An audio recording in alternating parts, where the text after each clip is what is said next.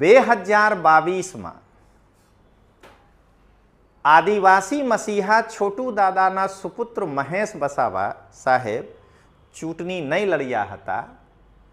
આના કારણે મહેશ વસાવા સાહેબને જે 85,000 મત મળ્યા હતા એમાંથી આશરે 60 થી 70,000 મત ચેતર વસાવાને મળી ગયા અને ડેડિયાપાડાથી કોંગ્રેસના ઉમેદવાર મજબૂત નહીં હોવાના કારણે આશરે કોંગ્રેસના 30,000 મત ચેતર વસાવાને મળ્યા છે।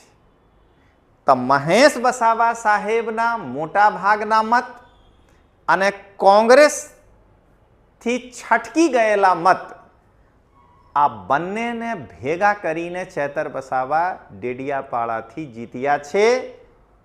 તો જો મહેશ વસાવા સાહેબ કોંગ્રેસની ટિકિટથી ડેડિયાપાડાથી લડી જાય તો ચેતર વસાવાની વિકેટ તો ગઈ દોસ્તો, અને ચેતરની હારવાની પૂરી સંભાવના છે।